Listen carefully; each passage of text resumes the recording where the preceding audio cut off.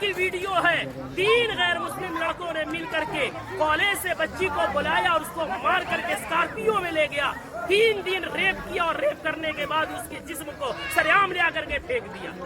आए दिन ये खबरें आ रही है।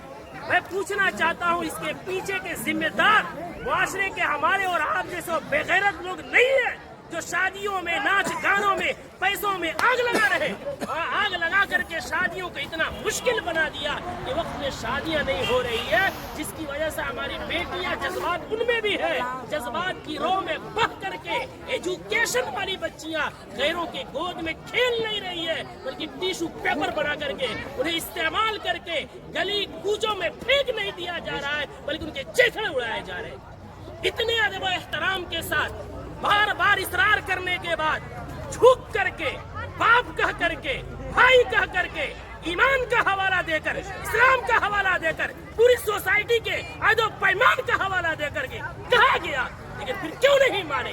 जुर्रत की बात है, हिम्मत की बात है। आखिर वो हिम्मत आई कहाँ से कि पूरा मुआशरा बाइकाट कर रहा है? आप नाच ला रहे हैं, चौक पे नचा रहे हैं, पूरा बस्ती इस गुनाह से बचना चाहता है। खुदा का खौफ खाए हम लोग, कल क़यामत में क्या मुंह दिखाएंगे? पूरे गांव में नचाते हुए लेकर आते हैं, मस्जिद के सामने से लेकर आते हैं, पूरे गांव में।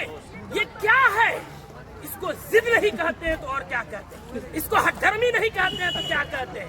कौन है वो मौलवी, कौन है वो आलिम दीन जिसने कुरान और हदीस पढ़ा है और इतनी सख्ती से मना करने के बाद उस मजलिस में, उस शादी में नाच गाना हो और वो निकाह पढ़ाए, उसका कुरान और हदीस इजाजत देता है? मैं तो एहतराम करता हूँ कि इन्होंने पहले ही जो हमसे मोहब्बत और शफकत के साथ इकरार किया है। कौन है ऐसा जो जिस मजलिस में नाच हो रहा हो, जिस स्टेज में वेशियों का धंधा चल रहा हो, जिस स्टेज में खड़ा हो करके बहनों के पाँव में घुंघरू बांधा जा रहा हो, उनके सरों से दुपट्टे खींचे जा रहे हो, जिस निकाह जो इबादत है उस इबादत के अंदर मुआशरे के लंगे या लुफंगे और लवंडे औरतों के पीछे तालियां बजा रहे हो, वो निकाह में किस मौलवी का इल्म इजाजत देगा निकाह पढ़ाने का?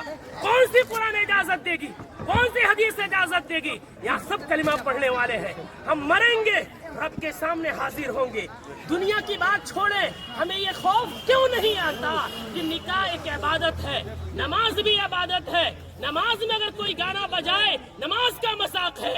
निकाह में कोई गाना बजाए, वो निकाह का मजाक नहीं तो क्या है? जो मौलवी कुरान की आयत पढ़ेंगे उनका मजाक नहीं तो क्या है? हदीस पढ़ेंगे, उनको पैरों की ठोकरों में रखना नहीं है तो क्या है?